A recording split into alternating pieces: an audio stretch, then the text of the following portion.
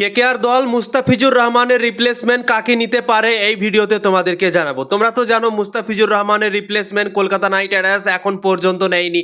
মুস্তাফিজুর রহমানকে ব্যান করা হয়েছিল ভারতের তরফ থেকে, মানে বিসিসিআইয়ের তরফ থেকে, এবং মুস্তাফিজুর রহমান আইপিএল এর সুযোগ পাওয়ার পরেও তাকে বাদ হতে হয়েছিল, এবং সেই মুস্তাফিজুর রহমানের রিপ্লেসমেন্ট এখন পর্যন্ত কলকাতা নাইট রাইডার্স ঘোষণা করেনি। এবং ক্রিকেট ফ্যানদের মনে এখনো অনেক বড় বড় প্রশ্ন জেগে আছে কি মুস্তাফিজুর রহমানের রিপ্লেসমেন্ট কেন ঘোষণা করছে না কলকাতা নাইট রাইডার্স। মুস্তাফিজুর রহমানকে তো ভাই টি-20 বিশ্বকাপের আগেই ব্যান করা হয়েছে, তো কেন এখন পর্যন্ত মুস্তাফিজুর রহমানের রিপ্লেসমেন্ট কলকাতা নাইট রাইডার্স ঘোষণা করছে না? তো মুস্তাফিজুর রহমানের রিপ্লেসমেন্ট কলকাতা নাইট রাইডার্স আমার মনে হয় এই জন্যই ঘোষণা করছিল না কি টি-20 বিশ্বকাপ চলছিল এবং টি-20 বিশ্বকাপে অনেক প্লেয়ার খেলছিল, অনেক দলের প্লেয়ার খেলছিল, এবং সেই প্লেয়ারগুলোকে হয়তো কলকাতা নাইট রাইডার্স দেখছিল কি কোন প্লেয়ার ভালো খেলছে, কোন প্লেয়ার ভালো বল করছে, পারফরমেন্স করছে। কলকাতা নাইট রাইডার্স সেই জিনিসটার দিকে হয়তো লক্ষ্য করছিল। তো টি-20 বিশ্বকাপ যেহেতু শেষ হতে চলেছে, আর মাত্র 3টে ম্যাচ বেঁচে আছে, 2টো সেমিফাইনাল, একটা হচ্ছে ফাইনাল, 3টে ম্যাচ বেঁচে আছে, এবং সেই 3টে ম্যাচ খেলার পরই কিন্তু এই টি-20 বিশ্বকাপটা শেষ হয়ে যাবে। আইপিএল শুরু হতে আর মাত্র 24 দিন বেঁচে আছে, এবং তা সত্ত্বেও কলকাতা নাইট রাইডার্স এখন পর্যন্ত মুস্তাফিজুর রহমানের রিপ্লেসমেন্ট ঘোষণা করেনি।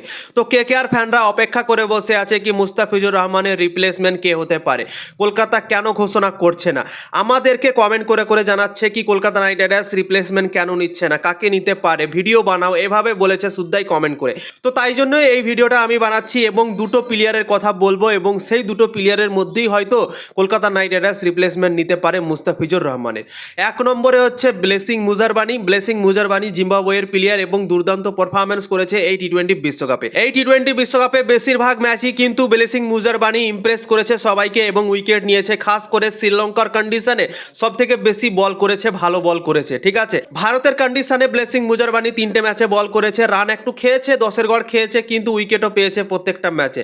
তো ব্লেসিং মুজারবানিকে নিয়ে হয়তো কলকাতা নাইট রাইডার্স ভাবনা চিন্তা করতে পারে তাকে রিপ্লেসমেন্ট নেওয়ার জন্য। কিছুদিন আগে বাংলার ক্রিকেটার শ্রীবাদ গোস্বামী একটা টুইট করে কলকাতা নাইট রাইডার্সকে রিকোয়েস্টও করেছিল কি ব্লেসিং মুজারবানিকে যেন রিপ্লেসমেন্ট প্লেয়ার নেওয়া হয় কলকাতা নাইট রাইডার্সের তরফ থেকে আইপিএল 2026 সালের জন্য। ব্লেসিং মুজারবানির বল ইডেন গার্ডেনের মাঠে শুট করবে, এইভাবেও বলেছিল শ্রীবাদ গোস্বামী, এবং কলকাতা নাইট রাইডার্সকে রিকোয়েস্ট করেছিল কি ব্লেসিং মুজারবানিকে যেন নেওয়া হয় মুস্তাফিজুর রহমানের রিপ্লেসমেন্ট। তো ব্লেসিং মুজারবানিকে কলকাতা নাইট রাইডার্স নিতে পারে মুস্তাফিজুর রহমানের রিপ্লেসমেন্ট। খুব একটা বেশি সময় আইপিএল শুরু হতে বেঁচে নেই, তো আশা করছে কি 8-10 দিনের মধ্যেই হয়তো রিপ্লেসমেন্টটা ঘোষণা হয়ে যেতে পারে। টি-20 বিশ্বকাপটা শেষ হওয়ার পরই কিন্তু রিপ্লেসমেন্ট ঘোষণা কলকাতা নাইট রাইডার্স করতে পারে বন্ধুরা। তো 1 নম্বরে হচ্ছে ব্লেসিং মুজারবানি, 2 নম্বরে হচ্ছে দিলশান মাদুসাঙ্কা।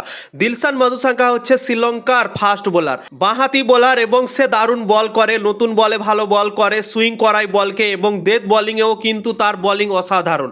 ডেথ বোলিংয়েও সে এয়ারকাট মারতে পারে এবং দারুণ বল করে। দিলশান মাদুসাঙ্কা একটা রিপ্লেসমেন্ট প্লেয়ার হিসেবে এই টি-20 বিশ্বকাপে এসেছিল। মাথিসা পাথিরানার চোট হয়ে গিয়েছিল এবং তার রিপ্লেসমেন্ট হিসেবে দিলশান মাদুসাঙ্কাকে নেওয়া হয়েছিল, এবং দিলশান মাদুসাঙ্কা ইমপ্রেস করেছে সবাইকে। নতুন বলে ভালো বল করলো আমরা দেখলাম, তারপর ডেথ বোলিংয়েও কিন্তু ভালো ভালো এয়ারকাট সেম মেরেছে। তো দিলশান মাদুসাঙ্কা হতে পারে কলকাতা নাইট রাইডার্সের রিপ্লেসমেন্ট প্লেয়ার মুস্তাফিজুর রহমানের। তো এই 2টো প্লেয়ারের মধ্যেই আমার মনে হয় একটা প্লেয়ারকে কলকাতা নাইট রাইডার্স নিতে পারে আইপিএল 2026 সালের জন্য মুস্তাফিজুর রহমানের জায়গাতে।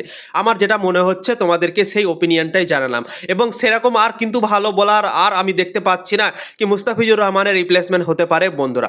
তো এই দুটোই অপশন আছে কেকেআর এর কাছে, কি কেকেআর এই দুটোর মধ্যেই হয়তো একজনকে নিতে পারে। ব্লেসিং মুজারবানির কাছে হাইট আছে এবং সে বলকে গুড লেন থেকেও বাই বুকের হাইটে উঠাতে পারে, সেই ফায়দাটা কলকাতা নাইট রাইডার্স উঠাতে চাইবে, এবং সে কিন্তু উইকেট নিচ্ছে, উইকেট টেকার বলার মনে হচ্ছে দেখে ব্লেসিং মুজারবানিকে। তো আমার মনে হয় এই দুজনের মধ্যে একজনকে নিতে পারে কলকাতা নাইট রাইডার্স। তোমাদের কি মনে হয় অবশ্যই কমেন্ট করে জানাতে পারো কাকে নিলে বেশি ভালো হবে, এবং কয়েকদিনের মধ্যেই ঘোষণা হয়ে যেতে পারে বন্ধুরা, কেননা আর 24 দিন বাকি আছে। তো টি-20 বিশ্বকাপটা শেষ হওয়ার পরে পরে আমার মনে হয় ঘোষণা হয়ে যেতে পারে, যে কোনো মুহূর্তে ঘোষণা হতে পারে বন্ধুরা কি রিপ্লেসমেন্ট কে হতে চলেছে মুস্তাফিজুর রহমানের।